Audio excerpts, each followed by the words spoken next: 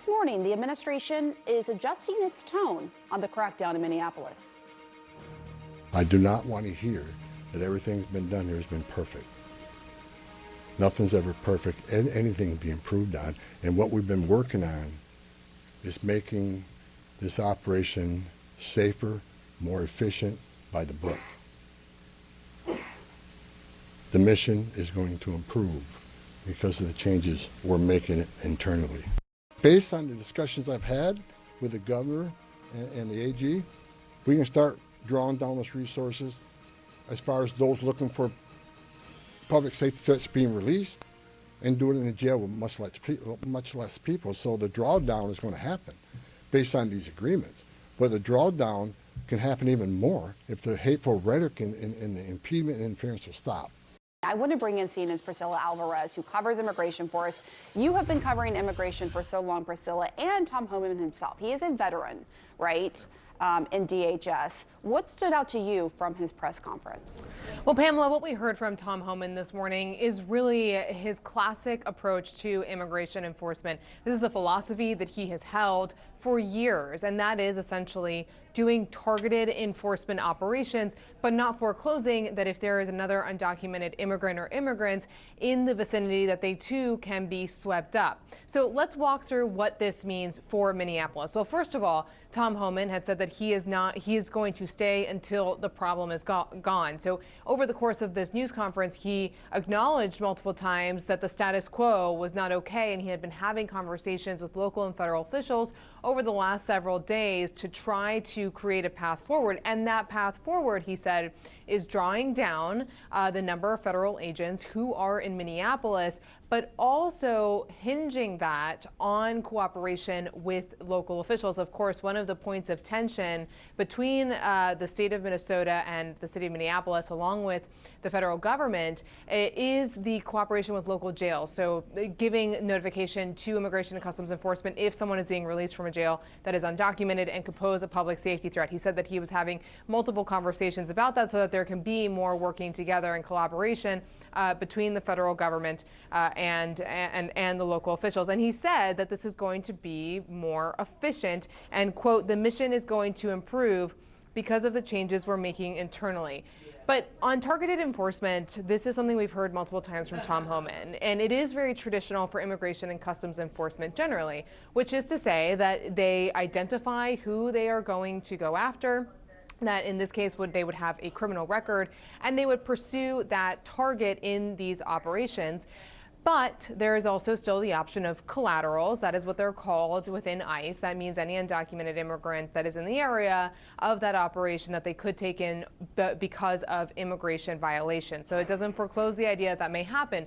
But to give this a big picture, it means that there is an adjustment that goes away from the broad immigration sweeps that we had been seeing that have been led by Gregory Bavino, a top Border Patrol official. And in many ways, this speaks to the difference in philosophies. This is a veteran ICE official who's coming in to do targeted ICE operations, the thing that ICE has done for years, compared to a Border Patrol official typically focused on border security, doing sweeps in the interior of the United States. So tactically, this is expected to look different. We still don't know until we see it, but Tom Homan expressing some level of optimism that the federal government and local officials, can work together to an end that tamps down on the chaos within the city. I'm not here because the federal government has carried this mission out perfectly.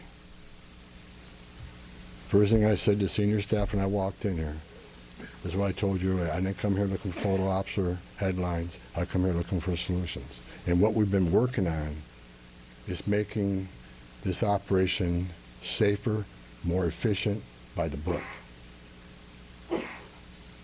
The mission is going to improve.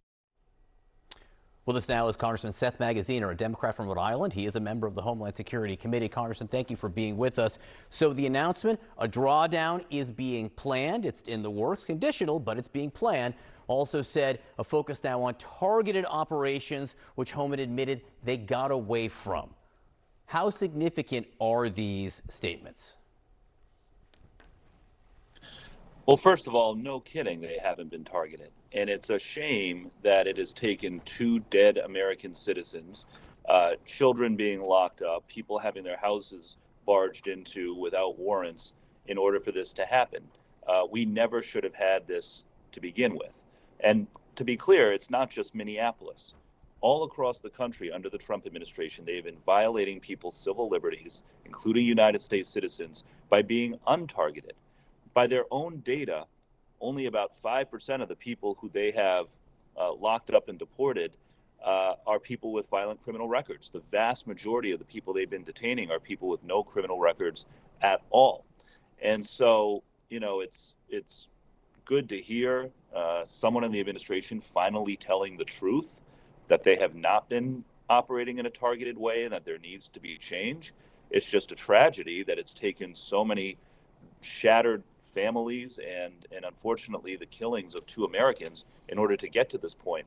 The other important thing I'd say is we can't take the administration at its word on anything. And I think we've learned that clearly. They've asked people to not believe what we've seen with our own eyes in the videos of these shootings. And so while it is good to hear Homan finally admit that the way that they've been acting is inappropriate, that's not enough. And that is why we need to pass laws that will constrain the ability of ICE to violate people's civil liberties. And so, you know, the Senate Democrats, like most House Democrats, are doing the right thing, saying that we will not vote for any Homeland Security funding until there are major changes, not just in the behavior of the administration, which they could, of course, go back on tomorrow if they wanted to, but in law as well. Joining us now is Republican Senator Jon Husted of Ohio. He is among the growing list of lawmakers calling for a thorough and objective investigation into the Preddy shooting. Senator, thanks for coming on. First off, what is your response to what you just heard there from the border czar? I think that represents a reset, which I think is a good thing. Targeted enforcement is what they were supposed to be there doing. It escalated from that, and it's time to reset and focus on what the mission is, which was to target violent criminals, people who are on the worst of the worst list, and I think that's where they should focus.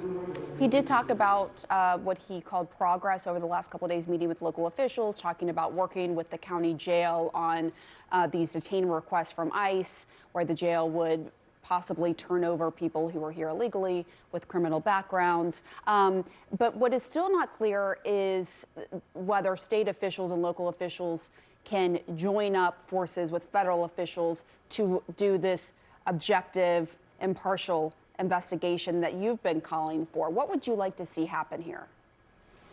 Well, we need to make sure that the investigation is impartial, that ultimately everyone has access to all the evidence that's used to determine what happens going forward. I think that transparency of that process is what builds trust. And we do need to see more cooperation between state and local authorities. I know in Ohio, in almost every place, if there is a local arrest of somebody who has committed a crime and they're in this country illegally, they turn those individuals over to ICE. In Minneapolis and other places, that's not happening. We need to see that happen so that we can we don't need these ICE enforcements because there is more cooperation between federal and local officials.